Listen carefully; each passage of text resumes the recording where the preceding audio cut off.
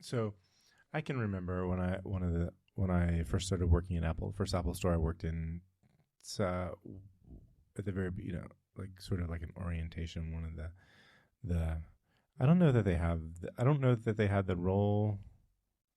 I think the role was transitioned out very shortly after I worked there. But they had a lead specialist, and one of the lead specialists was like showing us around and so forth. And he had an icebreaker, and it was like, what's your guilty pleasure on your iPod? And people said this, people said that, and of course I'm like, I fit in with like the quintessential, I don't know, older millennial, younger Gen X, and it was Toxic by Britney Spears. And but now I don't even have guilty pleasures. I just like what I like, and part of that has been growing up and understanding things. And you don't have to be ashamed of things that you liked. And later on, I'm a big fan of the Foo Fighters, and Dave Grohl pointed out, it's like, hey, if you like Toxic by Britney Spears, you like Toxic. And I was like, I just thought it was just so. Like he was talking to you. Right. I mean, and I'm sure he's talking to everybody like me. I feel like so cliche that, born in the early 80s, so of course I like Quentin Tarantino movies. What else do I like? I don't know. There's a lot of things that I feel like I fit the cliche dude, white guy from the 90s, so, or white guy from my era, so. I think I was going somewhere with this. Yeah, I'm not oh, sure yes, okay. I was going somewhere with it. Man, this is quality podcasting. So one of the what I would have called at the time a guilty pleasure TV show that I liked was The OC. I don't know if you're familiar with it. I'm sure. I'm familiar. I might have watched an episode here and there. What I remember would have equated? Not equated. That's the good one. What I would have equated it to would have been something like Dawson's Creek. So, yeah, it was the evening time. So what they were going for was Beverly Hills 90210. Okay. Because that show was hugely popular. It ran for 10 years. And so that being the case, that show ended in 2000 and the OC started in 2003. And it was a very popular show. Like the numbers were out there. Like they had a huge viewership. It got really popular really fast. And definitely a trendsetter in the early 2000s. But one of the things that made it so good, the writing was excellent. It was self-aware. Because it was self-aware, there was a lot of meta references to itself in the show, and I really, well, first of all, I am a sucker for evening time dramas. Like I watched a lot of them, including Beverly Hills 90210, and I don't think I made it all the way through because I got really annoyed that Hulu doesn't have every episode on it because they omit certain episodes that have certain musical guests because they couldn't get the rights to the music, and that really bothers me.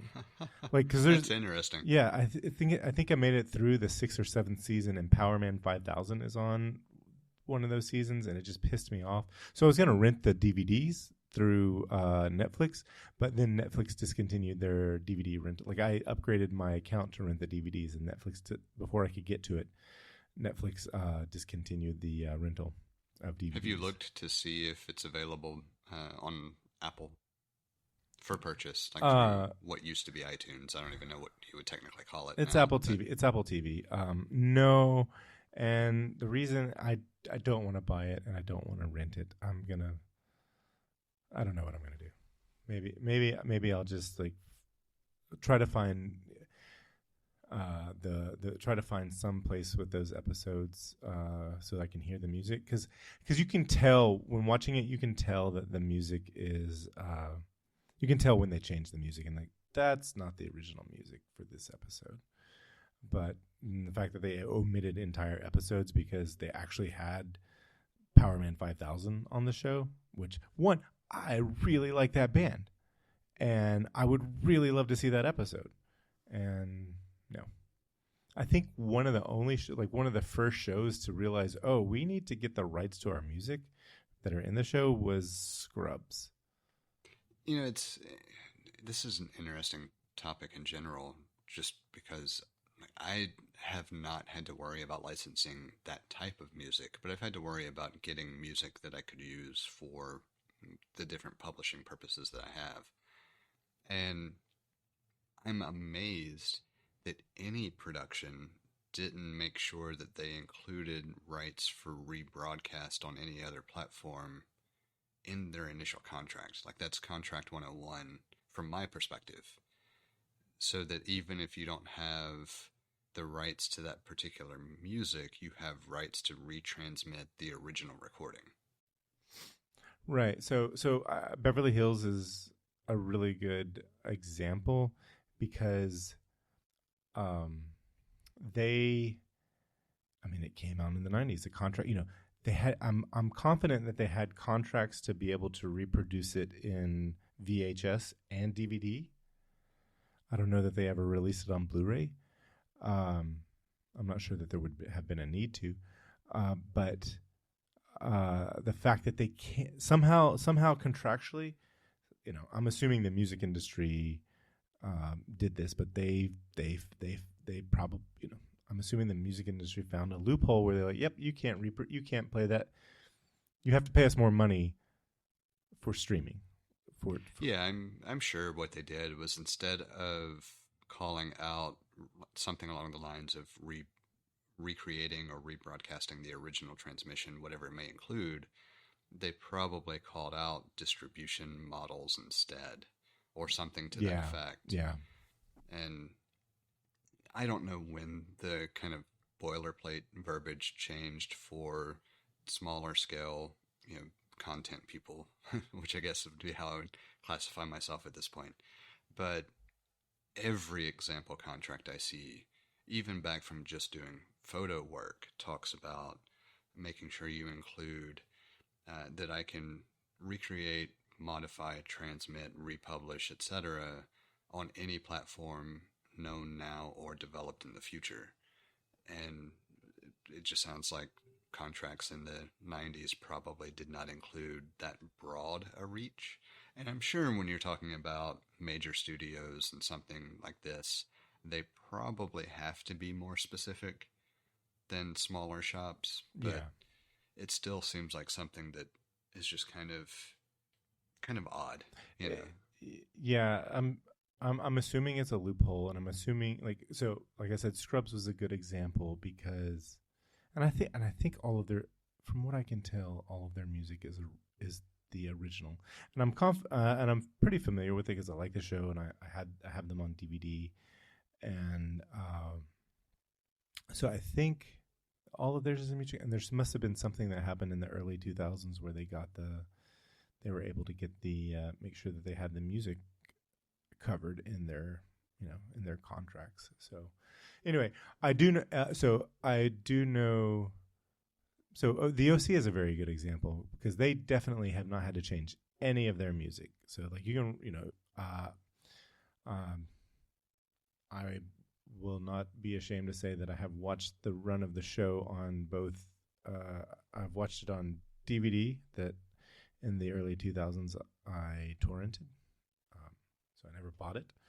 I watched it on HBO and I watched it on Hulu over the years, and it's only 4 seasons, and the music's really good. And I actually even have like it introduced me to the song. So that's another reason that I really like the show, because the music, they had such good musicals. It was even to the point where U2 debuted a song. Like, first time anyone ever heard a song was on an episode of the OC. Coldplay debuted this song, Fix You. First time anyone ever heard that song outside of the band, writing it and so forth, was on an episode of the OC. So that's how popular they were. That's where their culture, where they fit culturally at the time. Um, anyway, the whole reason I brought it up is they started, they weren't around for, they weren't, their show is post digital, like, most TV shows were digital but before that show started, but they were there for the HD transition. So as you probably remember, in the early 2000s there were HD channels and there were and there were standard definition channels, and so they were there for that. And they had a rewatch podcast with two of the cast members, and eventually everyone that was on the show, all the principal cast, was on the podcast, and they had a lot of really good insight into television production, because they had, in addition to having cast members on there, they had directors and editors and the showrunner on a few episodes, writers and makeup and hair and so on. And so they had the entire, as best I can tell, they had production. There's someone who was a production assistant who went on to become a director and so forth. And so they had, I think they had someone on there who also started as a PA and then became a producer. And anyway, so they sort of had guests on the show that were involved the whole industry. And I think what made me think of this, as we were talking about going from film to digital, was like, they said some of the sets, they said there's no way that they could use those sets because HD would pick up how fake they were now, like today's HD versus HD 20 years ago. Yeah, it that has been an interesting thing that I've been looking at. Not necessarily fake sets, but just what backgrounds look like nowadays as opposed to what I could get away with before. And like for side projects and all, it's difficult to find a consistent place where I can record video for my projects, my own stuff, at least without going somewhere else. Like I even if I do a lot of dressing up something here, it still doesn't look the way it needs to look if I'm shooting anything beyond basic HD. And it's a good challenge, I suppose, because it makes me intentionally think about what I would be doing from a kind of set design perspective, even though that's not necessarily my field. But on top of that, it forces me to consider whether I want to try to fake something, which can be really difficult, as you're alluding to, with 4K plus being available at this point, or if it's better for me to try to create something in a different environment where I don't have to fake part of the background. And 99% of the time, the latter is the better option, because so much is shown now as opposed to just 720 or 1080. Yeah, because so I'm fairly confident that OC would have broadcast in their HD would have been 720, and I know that they said that one of their main sets, it's on a soundstage. It's a backyard that looks out onto the Pacific Ocean, and they had a really nice backdrop for that, and they had little pieces of plastic on the part that was the ocean, so that when the light hit it correctly, or when the set was lit, it made it look like the water sparkling from the sunshine. He said, I think it was one of the directors who said, there's no way we would ever be able to get away with that with today's cameras. Yeah, I believe it. So anyway, it's been an interesting podcast to listen to. I learned a lot about television production that I did not know. One of my favorite stories was a man who He was an extra. He's been on extra on, they need a guy to do this. They need a guy to do that. And there's like an episode. So getting to how meta it was, he was in one episode as 4 different characters, and like I didn't even notice it. And acting is a hobby of his. His primary vocation is restaurateur. He's got a restaurant, and I think that's how he met the showrunner for the show. That he liked his restaurant, and somehow they found out that he does acting on the side, and hired him, liked him, and continued to hire him on various shows that he's gone on to do post the OC. But one of the things he said that was really interesting, he said there was a guy, he's like coming in for his day of shooting for his couple of scenes, sitting there in the chair, hair and makeup, and another guest star is sitting there, or extra sitting there, and the hair designer is like saying, okay, I need to cut your hair this way for this, that's what's required for the part. And he's like, no, I don't want to get my hair cut this way. And he's giving her a hard time, and she's like, okay, I'll go talk to the director. So she leaves, and the dude's like, hey, you're about to get fired. And he's like, what? He's like, you're giving her a hard time. She's not going to fight with you. She's going to go talk to the director, and they're going to find someone else to take your spot. You're about to get fired. She comes back, and he's like, hey, you can cut my hair. Go ahead. Yeah, that there are a number of different resources that I've followed and read and just paid attention to over the years. And it's funny, you don't want to piss off anybody that is responsible for how you look or will look in front of the camera. I recently saw a video of Kathy Bates. I think it was Kathy Bates, who was saying just that.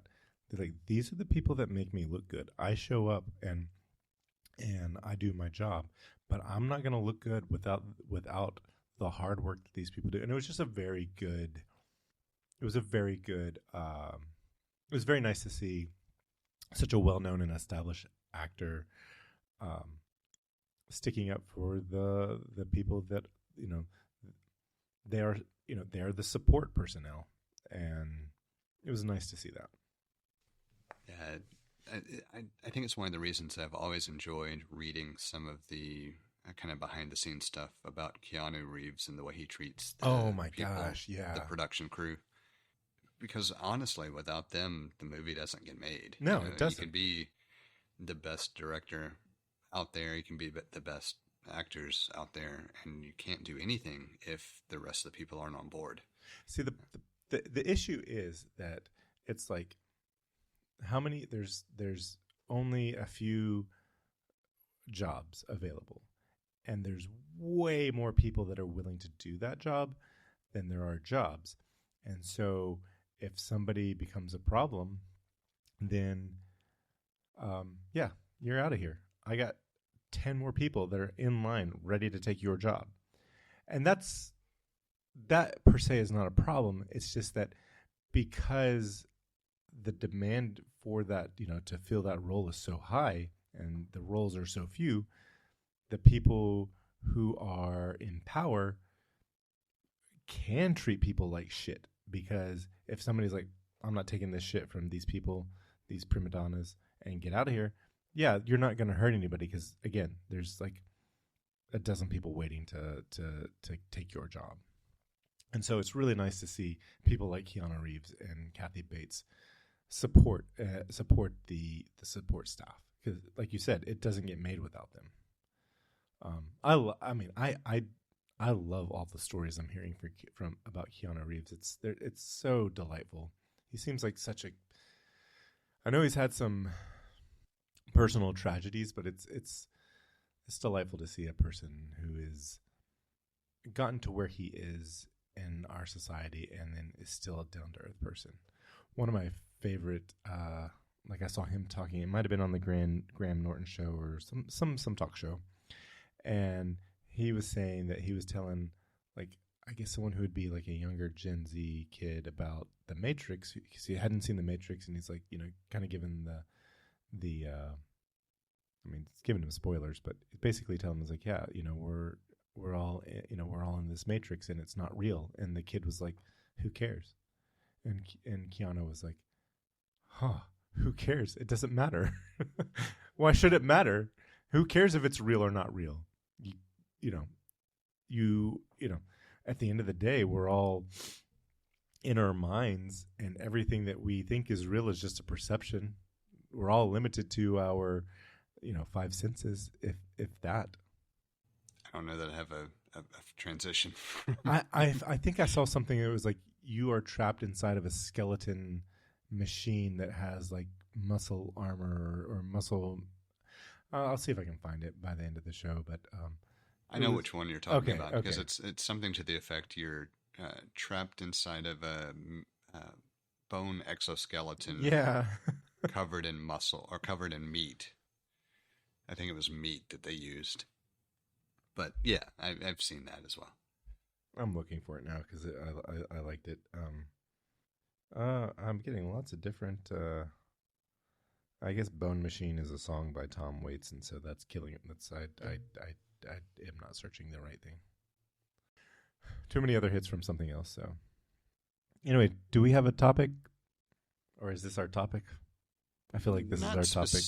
Yeah, not specifically. I put a few notes in. There are a couple of things I'm going to hit real quick, but this is a good enough topic. So, this being a good enough topic, I was going to say, you watched the show Gotham, where it's about a young. Yes.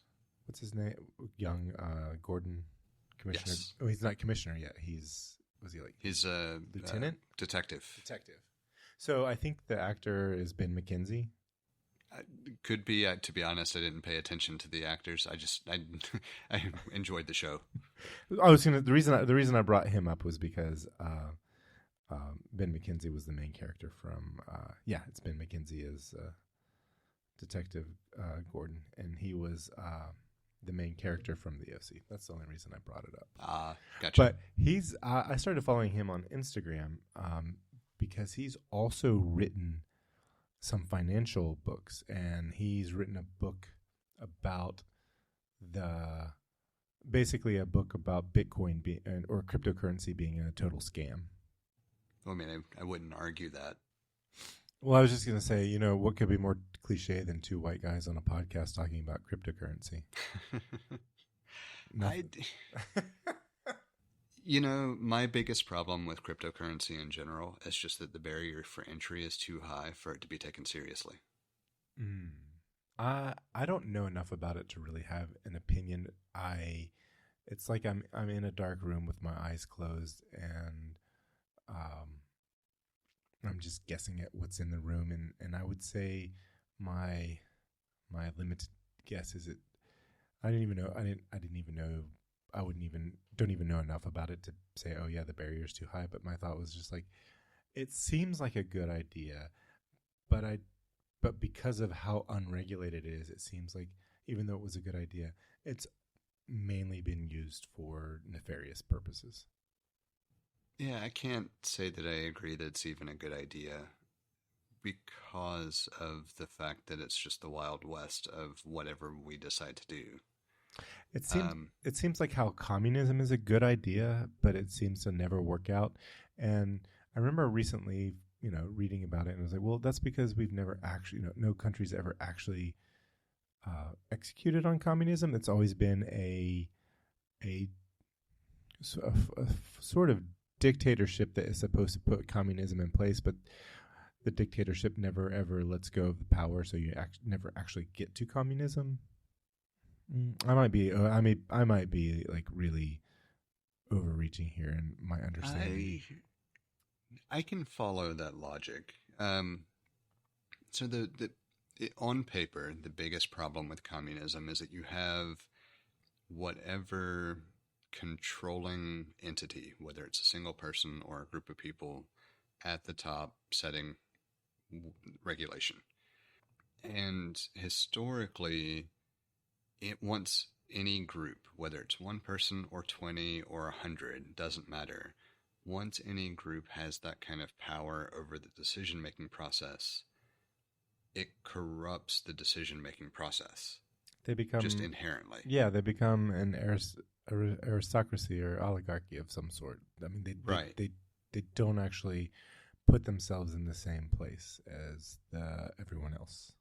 And so there's technically no way to achieve true communism on paper when you have to account for the behaviors of the individuals or groups at the top. Yeah, yeah. And so I don't know that I would say that it just never becomes that way because of how it begins. It's just that there's never a way to ensure that it can become the full manifestation of what it would be. So, yeah. Well, the thing that has made me feel good about, well, I don't know if it's made me feel good, but it makes me feel a little better somehow, is that the form of capitalism that we see in this country now, or in the West maybe, is not the type of capitalism that got us here. We are now suffering from a late stage capitalism where the government has allowed corporations to run amok. So you're definitely not saying that it's become a better version. Oh no, it's a worse version. It's by far a worse version. So why would it make you feel better? That's where I was confused. Oh, it makes me feel better because maybe we could get back to a form of... Okay, so you feel better just because we've seen it change, so hopefully it can change more. Maybe it can change back to a better, or change forward into a better form of capitalism. Gotcha. So, yeah, I missed the... I didn't explain it well.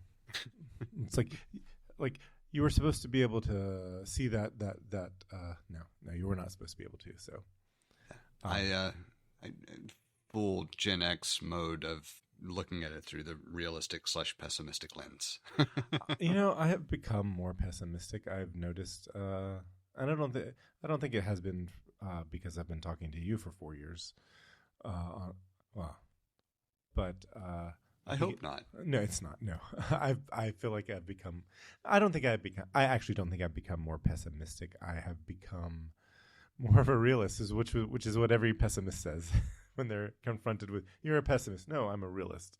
No, I do think that I guess I'd say I'm still. I don't know. I feel like I am better balanced. Let me say that. I can see that. I feel like I don't have as negative an outlook as I might have had previously because it's tempered with recognition of aspects that give hope to the future. It's... Would you say because of age and maturity that you've come to this place, or? Maybe. I think it's a combination, though, of being open to understanding how different groups show empathy and why it might be different to what I think of when I think of showing empathy to another. That's probably not the best way to try to describe it either.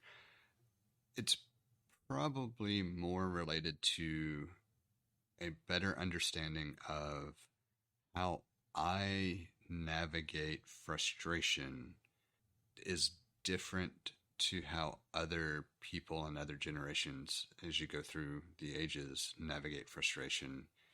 And all of them seem to be better able to navigate that frustration with the way the world is and affect positive outcomes on their individual interactions in a way that gives hope to the direction we're going, which makes me less pessimistic about things in general and more kind of balanced in my view between how I initially would interpret things, a decade, 2 decades ago, as opposed to how I would interpret them now, seeing younger people interact. Might still be a bad way to describe it. No, I follow that because it's like, well, you have a whole new set of people that you're paying attention to interact in the world as adults now, and it's very different than I was going to say to be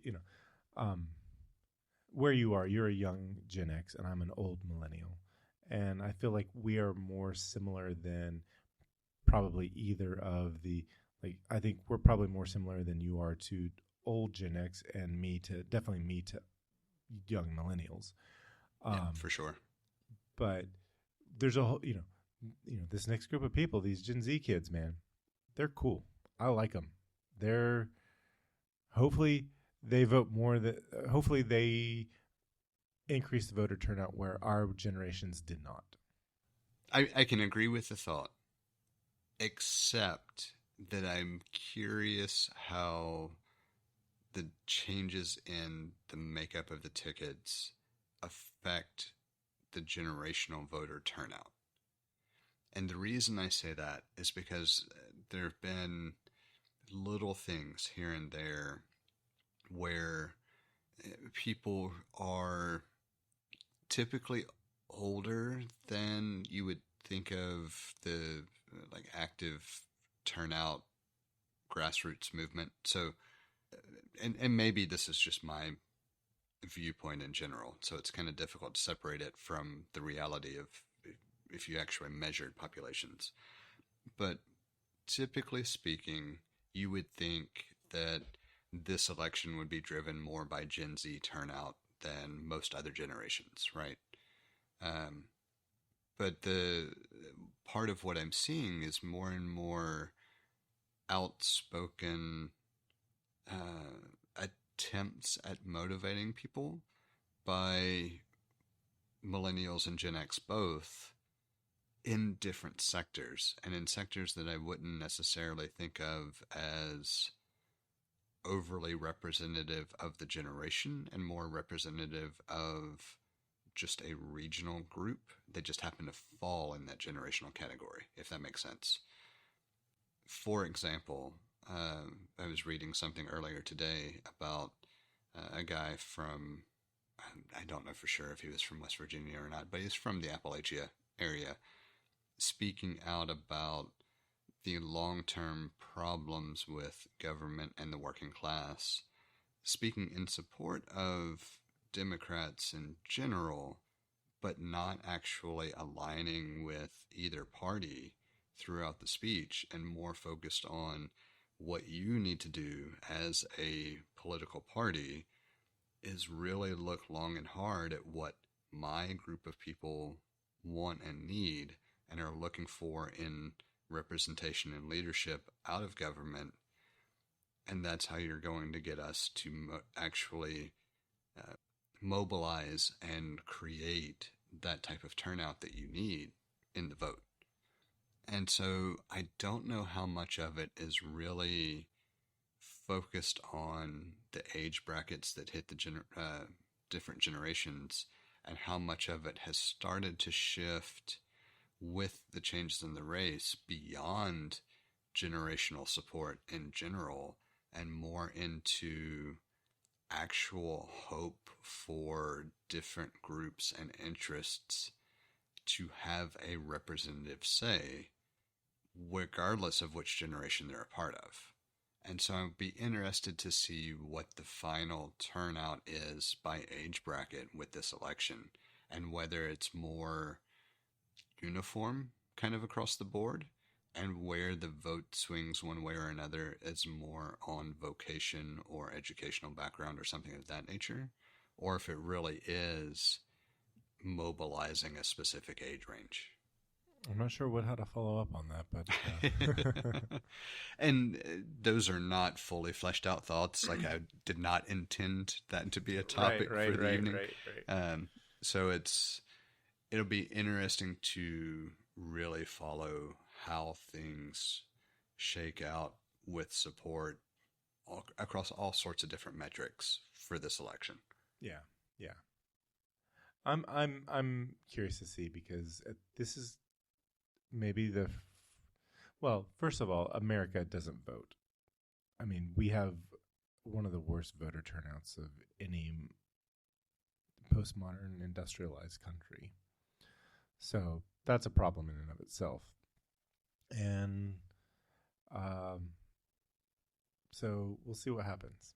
So this is the first year I've put any kind of political signage up. I was going to say, Americans like to bitch and moan about politicians, but not actually do anything. And that's the problem. It's not a difficult problem. We have a number of different ways set up for you to get in touch with us to provide feedback, ask questions, or just comment in about something we've discussed. You can hit us up on Twitter or Instagram at untitled_hosts, or shoot an email over to untitled.hosts@gmail.com. Or get in touch directly with Jesse at jthart.com, or get in touch with me, John, via telepathy. If you would like to support our work or are interested in listening to our new after show feed, head over to patreon.com/theUntitledPodcast and take a look at the options we have set up. Thank you for listening. We hope you've enjoyed the show. And we hope to connect with more of you as we continue this journey. That's a wrap.